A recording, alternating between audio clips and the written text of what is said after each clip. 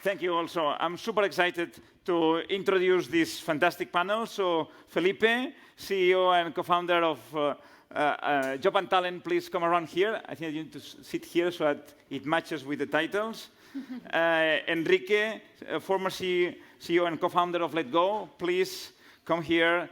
Borja, CEO and co-founder of Cobee, please. Lucille, partner of 8 Roads. So I'm super excited, and I think that you should be as well, because we have 2 entrepreneurs that have built unicorns on stage. We have, and it's fair to say that. Don't be ashamed. We have a top growth equity investor coming from London, and we have a maybe soon to be, I don't know, maybe half a unicorn at some point in time. Okay? That's right. Still. Unicorn. Mini. Okay? So listen, guys, what we want to do this afternoon, okay, is to first to have a good time, okay? And to have a good time talking about how to build top teams, how to build high-performance teams, high-performance culture, and alongside that, okay, how can you have your companies, okay, winning what I would call the war of talent, particularly because people, obviously, at the end of the day, is the most important in the companies. So, and by the way, just to tell you, yesterday it was announced that 8 Roads has a new 450 million fund, wow. Okay, which is great, okay. I don't know whether it's enough for the whole fund for the next round of Job and Talent, okay? But maybe, maybe half of the fund, but it's good, okay? So first question would be, guys, let's think, I'm a CEO, I'm a co-founder of a seed startup, okay? I'm very happy because I just raised my first 2 million after some friends, fools, and family coming in. Okay, I have hired 15 people, but now my business plan, and I will execute on my business plan, obviously, obviously, every single business, particularly on the cost side, revenue, I don't know. Okay, but on the cost side, it says I need to hire 30 to 40 people, okay, over the next 6 to 8 months. Okay, so that's a big challenge. Okay, so how can I make sure, okay, and you guys have been in companies that have been sort of very high growth. What would be some of the tips that you would tell to myself here, sort of this seed co-founder, about how can you build those 30 to 40 people that are coming into something that is going to be sort of really high performance? And we would like to have, I mean, we could write a book about it, but we would like to go a bit detail, a bit sort of what are your experiences of when you are sort of hiring fast, okay, that you can integrate people and make it sort of high performance into your companies or into your portfolio companies, okay? So just maybe sort of 2 to 3 tips each one of you to sort of fire up the afternoon and energize everybody, okay? Sure. So, I mean, when I look at that, I look at our mistakes. Okay, that's good. So probably the biggest mistake, we started 12 years ago, so there was no VC, there was, like it was a different time.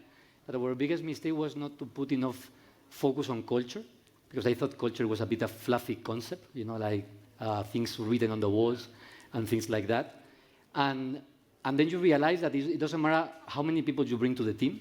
If they're not a good fit with the team and the company, that is not going to work. So you need to decide if you are Pep Guardiola, if you are Zidane, or you are Mourinho, because culture is like a style on the soccer teams. And you need to find the players, the type of players that are going to fit, because maybe Ibra is not going to fit with Pep.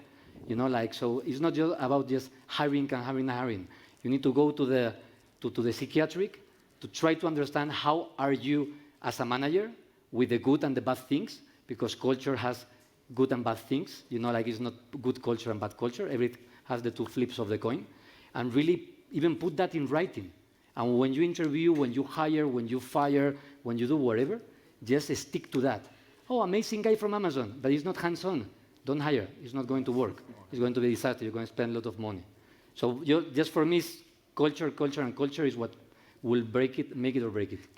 Can you just tell us an example about what would, in a few words, what would be, for instance, the culture, or how would you define the culture of Job and Talent, just for So- the people to understand a bit more? You know, like in our case, we have defined kind of 7 operating principles that we work, and one of them is hands-on. Because Juan and myself, we like to go to the details when something doesn't make sense, to go to the spreadsheet, to go to the app, to check the specific page. And for example, at some point, we had an amazing VP of sales from the US, American, he speaks English super good. You know, like it was... He tells you know, himself, like, you know, like it was unbelievable. You know, like the board loved him, you know, like everything perfect. And then the first day when it was like, okay, where is the marketing team? You know, like we need to do a PowerPoint. Where is the marketing team? No, there is no marketing team. Can you do it? But I mean, it's not I can do it, but if I am going to do it, why do I need you? You know, like, so we realized that this guy was amazing, but was amazing for a scale-up, for a maybe Oracle, but not for a company that actually you need to go to the details to build things yourself. And he had everything perfect on the resume.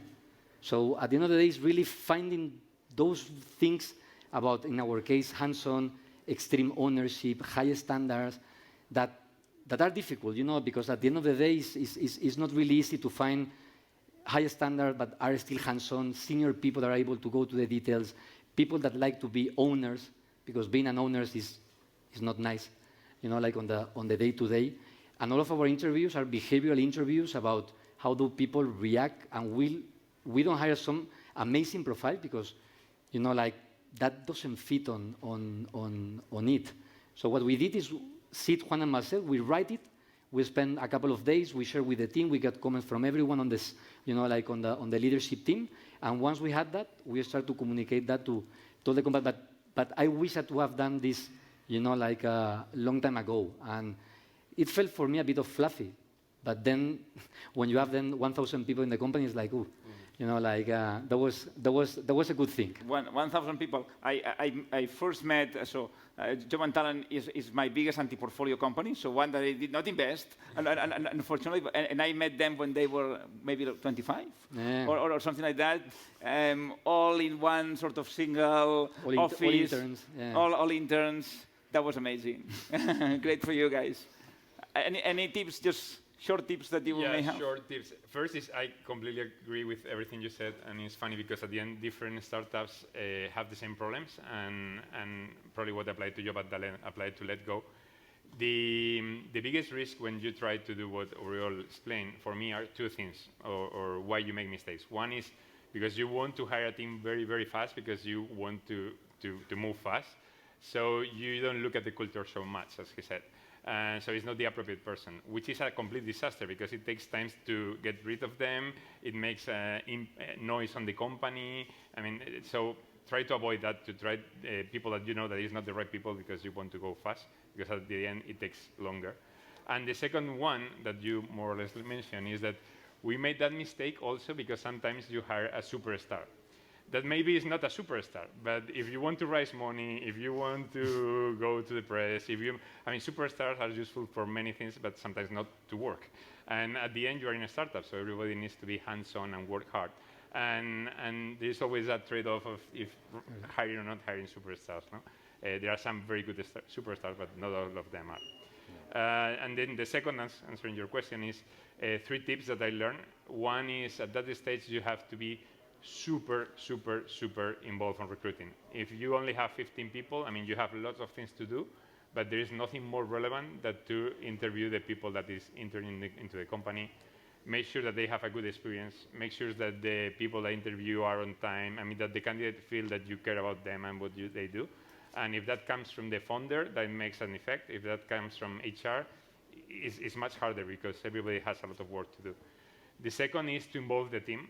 We like very much that the team interview everybody that we interview, and we care a lot about what the team thought. And there was something that we call the founder effect that probably you also had, that is some people bright when they talk with the founder, when they talk with their peers, they get relaxed, they think that they can be honest, and then there's a completely different guy. No? So sometimes we love the guy that we interview, but the rest of the team or one person doesn't like him. And we learn to trust the team, and even if we like very much someone, if someone in the team doesn't like it, we will never hire him. No? And the last point is culture, as you said. And what we did that worked very well is that we have one person in charge of making the cultural interview.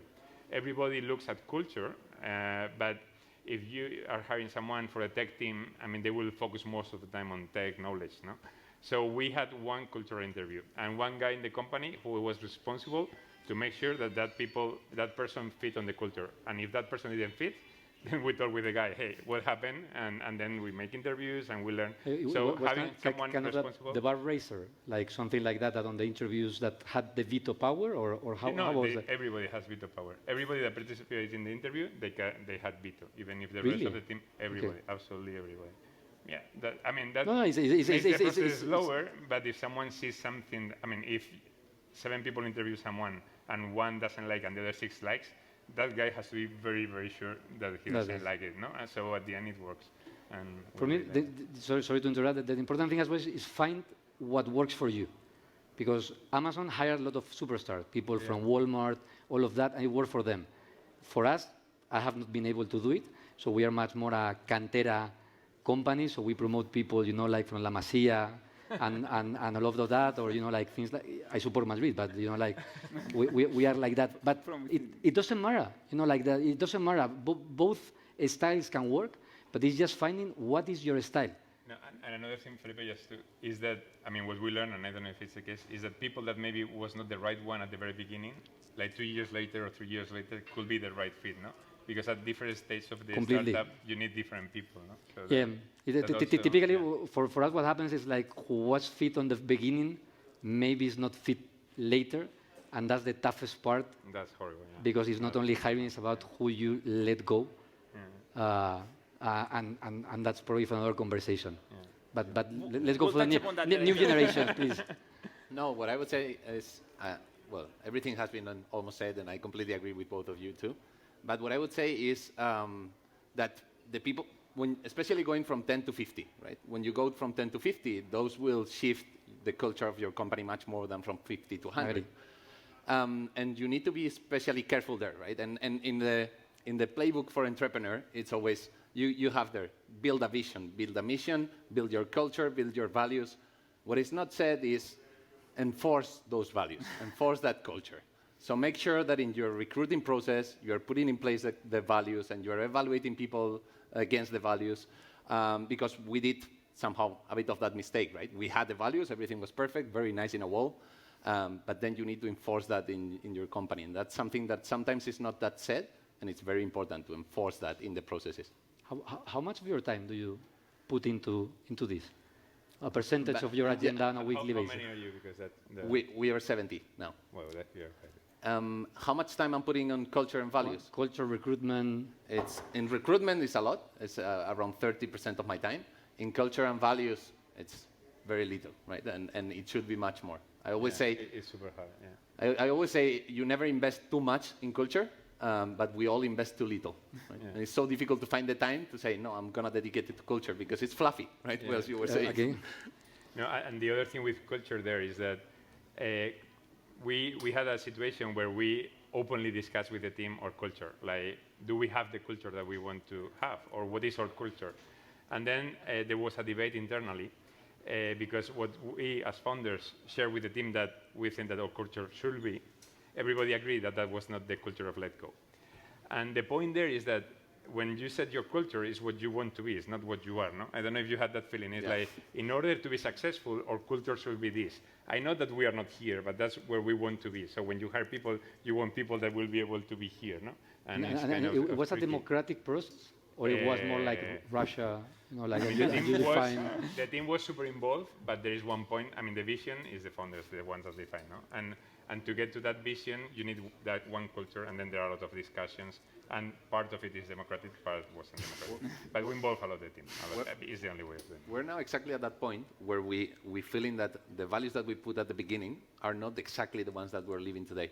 And we're having these discussions if we should change somehow those values to adapt to what we are, or rather have them as what we should be. Yeah. And it's an interesting challenge. It's hard. Lucille, tell us the investor view. Maybe I'll add two quick points to what's been said. I think the first one is I would really have KPIs around hiring. Because I think many people track the financial KPIs, but actually, filling the roles is as important, especially in the beginning.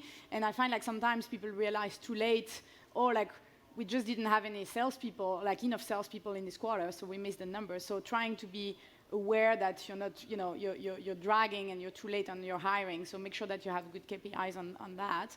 And the second advice I would give is try to have an international team from the get-go. I invest a lot in France and in Spain, and you oftentimes have companies that reach Series A, Series B with a very, very local team, and then they say, well, now we're going to internationalize. And it's quite hard because your culture is very French or very Spanish or very Portuguese, and then suddenly you bring like this first international hire, all the docs might be in Spanish. So I would try to really make an effort from the beginning to bring some of those talents from outside, force everyone to speak English if your ambitions are global as a company, so that you put the bases in the right place. And to be honest with you, that last point, okay, which is not maybe sort of that much into, which is not that apparent or that consequential into the culture, but it is very consequential into the ability of thinking big. No? And at least at the early stage, I see a lot that is that sort of the staff of most of the companies is very, very, very local, tends to be very... It's also difficult, and I would say it's also difficult to attract people, international people, at the very early stages. No, I mean, hopefully with remote. Okay, that would make sense but right easier. now, in theory, remote should help on that. So, still is tough, no? You don't have a brand, they don't know you. Yes. Jobantara in the UK, what was that? I remember. No, it's tough. So, just coming up on what you were saying, Lucille, about KPIs and so forth. I mean, how about then? How do you go and about sort of the culture of enforcing? No, how do you set objectives so that culture or that sort of vision of how people need to be high performers, okay, gets into the not just into the compensation, but also into the processes of the company and so forth. No, I mean, some people, for instance, use OKRs. Well, I think that OKRs, every single company has tried OKRs at some point in time. I think the problem is that the companies have left and have moved somewhere else. But I mean, how do you do that in terms of trying to instill those objectives, even at the level of the team or the individual, so that those behaviors actually take place? Any secret sauce? I mean, we're not experts on that, but somehow it's what I call for us the operating system of the company, no? And it's a mixture of top-down and bottom-up, no? So what we do is we define kind of the key levers. We have 3 key levers, the growth, marketplace, and culture. And we define, Juan and myself, for the next 5 years, where do we want to be? And then we share that with the teams, no? And we expect every team to look at the key levers and define how they're going to support the company. So at the end of the day, our people and culture team look at that, and it's like, okay, what are the lagging indicators I'm going to pick? What are the leading indicators that I am able to impact by doing projects every quarter or every month or whatever? And we expect the team actually to come up with that, no? Because at the end of the day, if not, you have a very hierarchical and everybody expects you to tell them what they need to do. And I don't have a clue about what they need to do. I know a bit about where do we want to be, but I expect them to bring that. So we're trying to move into that operating system that is always an endless process, and that process shares the culture of the company. So we are a data-driven company, so we expect the projects to have KPIs associated, because if not, your way of working doesn't represent the values of the company. And that's the way we try to mix the way we work with the values of the company, if that makes sense. Yeah, we did something similar to him, but I think that it depends very much on what stage are you in the company. No? If you're a 15 people or 20 people company, to work with OKRs, I mean, you can try, but it's not going to be really OKR, like complex. proper. It's complex. Super hard. So what we learn at that stage is that it helps a lot all the company to have one objective. And it's super hard to define only one. But you have one main objective, one North Star metric, something that everybody works for. And it can be only for 3 months, it can be for 6, it can be for 1 year. But with that, you guarantee that when people take decisions, everybody's aligned, and there are no discussions. Should I do this first, or this is relevant, this is not relevant? That helped a lot, and we did that for 2 years and a half, which was a lot of time, and then we break teams and have different North Star metrics and so. But that really helped a lot. And then the second is about compensation of the team and that. What I learned is that if you do recruiting properly and people know what they want to do and they are aligned on that, like good people, they will kill to do it. I mean, it just happened, no? I mean, especially in a startup where everybody is super motivated, you're growing like crazy, you're raising a lot of money. I mean, everything is on favor to be super committed, no? And I think it's one of the topics that you want to bring later, but then is when you have to be tough, and this is super difficult with the people that doesn't perform, no? And sometimes people need to leave your company. And I think that in general, we did for sure, but I think that in general, every startup takes a lot of time to take hard decisions of getting rid of some people, no? Because you are like a family, and get rid of someone in a family is super hard, no? But at the end, that has a very negative impact on the next people that you will hire, on the culture. You are losing time. So my advice there will be to fire fast. I mean, it's a key topic. When you go from being a family to be a pro sport team. Yeah. Because companies are not families. And when they are super small, you feel like a family. And at some point, you realize that you are not, no? And that's probably one of the super toughest points that we have gone through. Borja, I know that you had one of those cases of sort of fighting fast, just without mentioning obviously the specifics, but how did you, no, because it was 24 hours. How did you realize that you had to do that? that you had to do that? How did you realize that you had to do that? It's never easy, right? And it's when you. But I've heard many times, like hire slow, fire fast, hire slow, fire fast. Yes.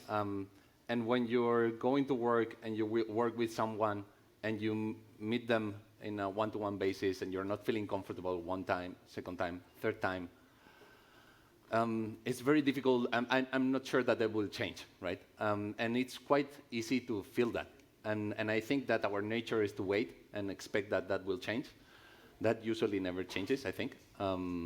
So you need to take that decision. And if people are saying that the faster the better, they are usually right. And right? you were very fast, actually. And you were very fast. So that was good. Any thoughts on sort of turnover at your portfolio companies?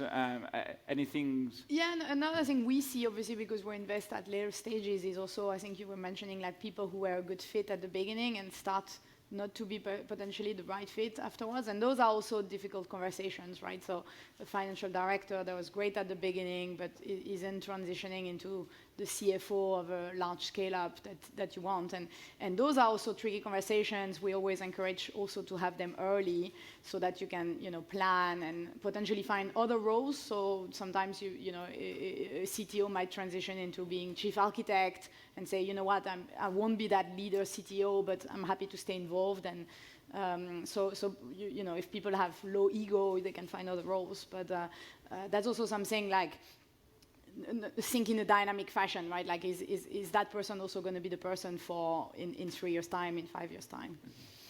Perfect. A huge problem. I think that, well, let's do a show of hands. How many of you are entrepreneurs?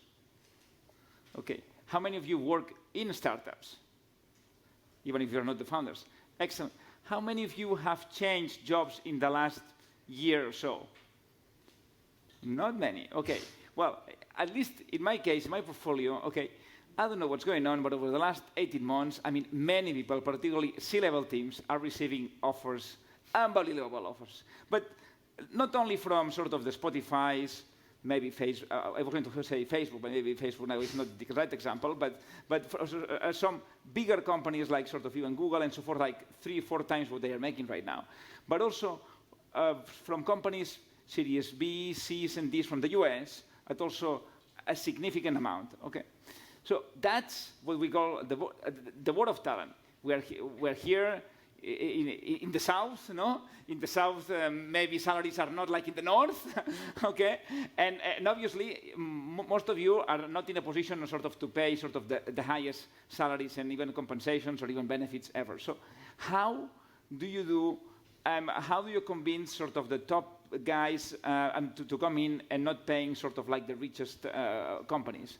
Any tips that would sort of help not sort of salaries going sort of skyrocketing? obviously some salary increase needs to happen, okay? But let's see what are the tips that can counter this effect. Hiring great people at reasonable Prices.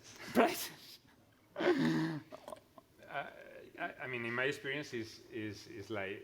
Or maybe it's not possible. Maybe it's No, not no, possible. no. Eh? I think it is. It is just you need to sell a vision. You need to sell a dream. You need to sell what the company is going to be in 2-3 years from today. No?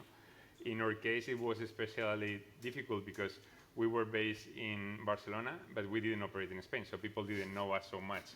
And we were operating in the US, where talent is super expensive, so we could not bring people from there. And in Turkey, there is a great country, but the internet is not so developed there, so we could not get talent from there. No? And me personally, I did absolutely everything. I mean, we invited people from other places. We invited them.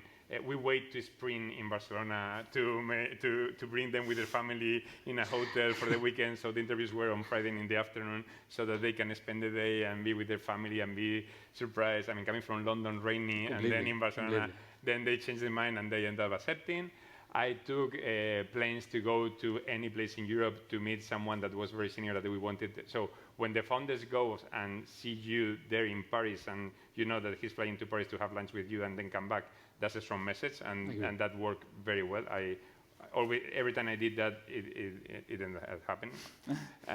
So at the end, it's very much how committed you are, how much you care about really hiring the top talent team, and then being smart on how you sell things. No? But I think you can do it. At the end, when you, of course, you need to pay reasonable salaries. But when you are in a threshold, I mean, people want to have fun, to enjoy, and to do something that has an impact. And if you trust me that can happen in your company, I think that you can be competitive. Yeah, we have the same, like I think people choose jobs about mission and, like ambition of the company, that's what you said. And the second is the team they're going to be working with. So it's super key that you go and I do the same, you pitch, you convince, and then you put with the right people on your team that this person is going to say, wow, I really want to work not only with Felipe, but with Giuseppe, with Carlos, with Sergio. And at the end of the day, that's why it's so important to hire, because you hire the right team and you have a very high percentage of, like Netflix always speak about the percentage of top performers among the whole company. That for them, that's the key metric. What's the percentage of A between all the players they have. Because when you have that, people want to play on those teams. That's what we see in the NBA. The players want to go to play with other good players because they have more chances to win the NBA. And that's something that, for me, that's the two main things. I agree with that, and I would say the founders obviously have a key role because they're inspirational, but also I would encourage you to build like an inspirational leaders within your teams, like the CTO, the CPO, because they do podcasts, they go on conferences, and people say, oh, I'd love to work for that person. So it doesn't have to only be you as a founder, it could be building those mini celebrities effectively where people are like, wow, I'd love to be part of that engineering team because it sounds interesting. Do you help your portfolio companies? Like if there have an interview, do you help them even that's a good to point, pitch actually. to the candidate? Yeah, we do that very much. And if some of you are VC funded, I would definitely say get your VC involved because, for us, it's like a 20-minute call, but it could go a long way. They're like, oh, the investor called me. And I'm very, always happy to do that, right? So to tell an employee, like, hey, we would really like you to join. That works super well with very senior people. Like, if they know that a big VC is supporting you and they're very happy with your performance, and we can share what we see in the company, right? So what was our thesis when we invested? So that helps as well. Yeah, what I would just add to all this for me, especially because I think probably we are in this situation right now where we need to compete with these guys who they can pay higher salaries probably. So there are three things. One of them is the vision, as it was said, that you need to share. Second one is the team and the culture that they will work with. So if they see that and they like that, you need to push a lot there. But then the third one, and it's a basic one, but it's the shares, right? When you are a smaller company, with a package of shares, then it's a very strong attractive compared to a higher salary. It can be valuable, That's the big on that one, just one last question on the ESOPs, phantoms, and so forth. Any policy that you would recommend to the entrepreneurs here? Meaning, there's some companies that do it sort of across the board. There's some other companies that do it sort of very specifically to a top team. What's your view there? In our case, we don't do across the board because we have different type of people in the company. So we have a good percentage of people with ESOP, but not everyone. But those ones we try to keep giving, and in every financing round, get a new ESOP and keep on topping up to those people. Yeah, we were across the board, but it's a different business, different number of people. My only point there is, as a founder, and I have this conversation many times with people that is starting, try to be as generous as possible with your stock options. I don't know if you have that thing. 1%. Because at the beginning you think, oh, this is money and this is going to be very big and a lot of money. Who cares? I mean, if they make a lot of money, you make a lot of money. That's it. So be as generous as you can, as the Especially investors if you do let well, you the be. investors will replenish the pool every round, right? I used to work at a company where that it was across board, so they were giving stocks to everyone. I feel that there were too many people that not really valuing the stocks, so we're not doing that, for example, right now. We're using them for top performers, so that they also have a special value, right, when we give them. Perfect. Excellent. So really, a huge round of applause for the panel. Has been great. So.